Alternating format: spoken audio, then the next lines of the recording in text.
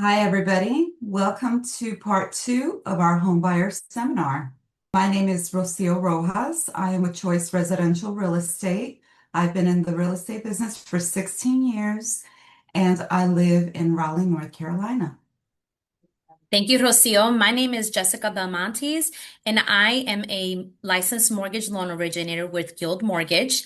And I have been with Guild almost 2 years. However, I've been in the mortgage industry for almost 15 years with banking background as well, too. So we're excited to be here today with you all because today we are going to discuss what, Rocio?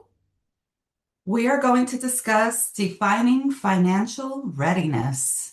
So we want to Yes. get you ready to buy that house. That's right. So let's define what financial readiness is. It is knowing what money is coming in and knowing what money is going out, right? Because we want to build a simple plan to make sure that you stay steady with your money when you're going to purchase a house. We also want to understand what your income is going to be, right? Because we always want to save for little surprises, right? Anything can happen at any time, any emergency. And also, we want to make a plan to pay off what you might owe, right? Because you might have some debt on there that you've known that's been lingering a little while. However, you also want to ensure that that's all going to be part of your budget. And also, we want to track your daily money habits, right? Set clear money goals and use a plan that's going to help you to stay prepared. Now, when we talk about tracking your daily money habits, right? One of the things I always think about is what apps are out there to help us stay organized and balanced in what we're doing on our day to day with our finances. Um, I know that back in the day when I was in banking, we used to have what was a check register, and I don't even think check registers even exist anymore, Rocio. They don't. I actually have a really old one, but funny story is I was mentioning this to my 20-year-old. Last week we were talking about budgeting and she doesn't track anything. And I told her about how we used to do it, with the money registers. It was so funny. But she was like, What is that? Why do I even need to do that?" So I just explained Hmm. to her it's easy to see, what you have coming in and going out, like what your balance is. Every time you make a payment or something, you write it on there and then you know what your balance is. So you don't overspend and you don't have bounce checks or, anything like that, because it'll add up. If you have all these fees coming from the bank from bounce checks, and then the company's going to charge you a fee as well. So you do want to track your expenses, you want to track your income, and that's going to help you in the home buying process as well. Yes, absolutely. Always knowing your numbers. It's not about how much you make, but how well you manage what's coming in versus what's going out, right? That's why you always want to balance that. I had the same conversation with my daughter when she was ready to go out in the real world and, Yeah. once she started a job and things like that. And she asked me, she's like, "What is that? What is a check register?" And Yeah. I literally had to show her because I had one at home. But I just find it funny how nowadays that's like so old school, right? But now Yeah. we have, with technology being so advanced nowadays, there's no excuse that we cannot do that, right? I mean, you can even just grab an Excel spreadsheet and just put down everything that comes in and everything that goes out, and then give yourself some sort of percentage of what you're actually putting away for savings, right? Exactly, We exactly. got I created a spreadsheet for my daughter, and that's what I have her check when she feels like it, because you know how these kids are. They don't always want to, especially when it's a parent telling them. But yeah, you can use a spreadsheet. You can even use a notepad. I mean, Mhm. anything that's going to help you, everybody's different. So anything that's going to help you track all those expenses, that'll work for you. Exactly. And just know there's apps out there. Everybody has a cell phone. There's apps out there. There's Right. QuickBooks. There's what is it, Rocket Money now. And there's certain apps that Mm. actually you can link with your bank account and it'll tell you everything that's coming in. It'll tell you what your subscriptions are. It'll tell you where you can save money. So it's always good to have these types of things in order to keep you balanced, right? To know what's coming in and what's going out, because that is what's going to help you get prepared in order to purchase your home in the future. let's go into the next level of our financial readiness. So, the first thing we're going to talk about is your credit, right? This is knowing your middle score. So, every lender, every mortgage lender is going to look at all three. However, we're going to only utilize the middle of the three. Okay. That's the magic number for every mortgage lender. Okay. And this does affect in some sort of way your interest rate. And this is very true, right? But we also don't want any surprises, right, in regards to your savings plan. One of the things is we want to be ready for the early costs that you might have in your inspection or your appraisal fees, right? So, Rocio, can you talk a little bit about what these type of inspection fees are going to look like? Yes, definitely. So I always recommend to my clients to have a home inspection, a radon inspection, and a termite inspection. So a home inspection right now is running you maybe somewhere in the $600 to $700 range. A termite inspection will be about $80, and a radon inspection is going to be about 150 to 170. So not bad at all. It's just that you have to have it because you are going to need to pay for it at the time of inspection. So that has to be clear. Some inspectors will wait until the closing, but I don't recommend that. Anything can happen. So you want to be able to pay for it at time of inspection.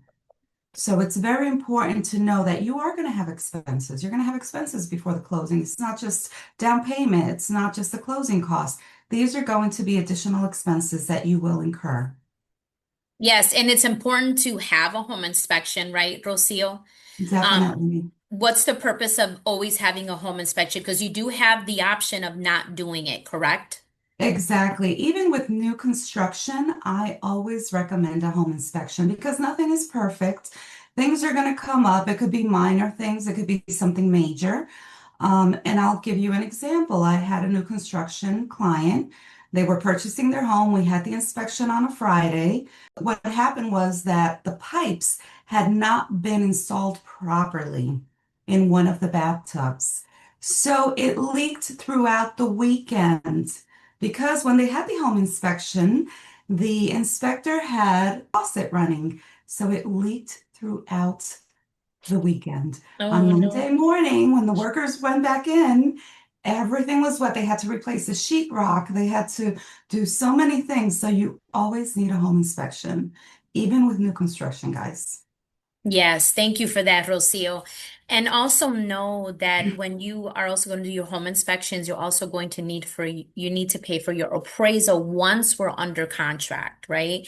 And that Right. can cost anywhere between 600 and 650, depending on, right, the price. That's the normal rate right now that I'm seeing for Yeah. appraisal fees. Now, if your home is more, like let's say closer to 1 million, then we're looking at a lot more than just that. But yes, these are certain things that you need to also keep in mind, right?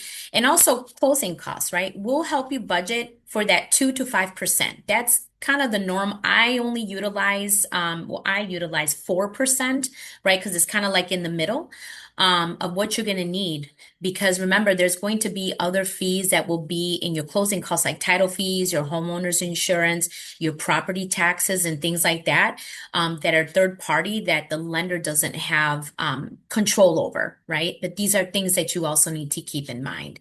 And on top of that, the safety net, we want you to have a move in, money left over so you can enjoy your new home, right? Because what happens when you buy a new house? You want to get new things. Maybe you want to upgrade that Exactly. appliance, right? You don't like the washer and the dryer, and you saw that red pair at Lowe's or Home Depot. You always want to maybe buy some new furniture, right? However, do not buy anything until you are done and closed on your home, which is something I wanted to add. I know it was part of the credit piece, but that is very important as well too. While you're in this process, keep your credit, in other words, on ice. Don't touch it. Don't do a thing until you are done and closed. Because one thing I always want to remind people is that while you go through this process of purchasing a home, your mortgage company is monitoring your credit. So if you go to the store and somebody says to you, "Oh, if you buy this today, we'll give you 15% off. All you got to do is apply for the credit card." No. I don't care how pretty that discount sounds, do it after you close because once your credit is ran, we will be able to know that. Exactly. And Jessica, I want to add that it's not just purchasing furniture or things like that, going on vacation Ah, that as too, well. yes. So Mhm. I have clients that are going on vacation, and of course, they're going to charge their flights, they're going to charge their hotel. Mhm. They're putting everything on their credit card. And that is going to come up. That's an expense, guys, Mhm. that you are going to have to account for. That is So correct. even going Thank on vacation. Yeah, that's it. So wait until you're done close, and then you can make that Yeah, decision on where you want to go and where you want to do. exactly. So let's move on to the third piece of the financial readiness, and this is your documentation readiness. Okay. A mortgage lender, we want to see a clear story, bottom line, and that's through documentation. We want to see your paycheck stubs. We want to see your last 2 years of your tax returns, your personal tax returns, and if you own a business, we'll need to see your business tax returns as well too. Any W-2s, any bank statements. So what we do is we make a folder that's called home, right? It's dedicated just for that, for all your documentation, so that you can deliver that to your lender when you are ready to purchase a home. Okay. And consistency is your best friend, guys. Steady work and clear bank statements, they're going to make for a fast and stress-free approval. So here in America, and I want to say this because a lot of clientele that I've dealt with in the past, they may come from a different country. And when they see the home buying process here in the United States, it's very different. Like we are very document heavy. We want to see everything Yes, in black and white. So exactly. just know that to be prepared. And when you have these consultations with myself or Rocio, these are the things that we're going to explain to you in order for you to see what is going to be required in order to be able to get that approval. So it's very important that we always have everything up front. Exactly. I tell my clients that when I have the buyer consult, no money under the mattress, no cash under the mattress. You have to have everything documented in a bank account. Yes. Because like you said, Jessica, we have clients that come from other countries and they do things totally different in other places. But over here, you have to have everything documented, and you are the credit. I mean, it's just credit is very heavy here. You are the credit, so you have to take care of your credit. Yes, thank you for saying that because we are credit is everything here in the United States. It's in order for Yeah. you to purchase a home, buy a car, even when you want to do a personal loan, you want to do home equity, anything that you need to do, they're going to look at your credit. So staying on top of that and also knowing what your credit is, that's very, very important. And just remember, financial readiness, it's not a race. It's just preparation. And myself and Rocio, that's why we're here because we are here to help you to get prepared. So by doing this work today or tomorrow, you aren't just buying a house, you're securing your future. So if you're ready to see where you stand, we can take a look at what your total payments are together, right? We can have that consultation with you, look at the numbers. And if we're not ready at that moment in time, Rocio and I can work with you to prepare for that plan for the future. Maybe it's 3 months. Maybe it's 6 months, maybe it's next year. However, at least you're going to have a plan. So, with that, that is our financial readiness. I want to thank everybody for watching us and being here. And Rosie, in a couple weeks, we're going to be back on again, right? Yes, with part three.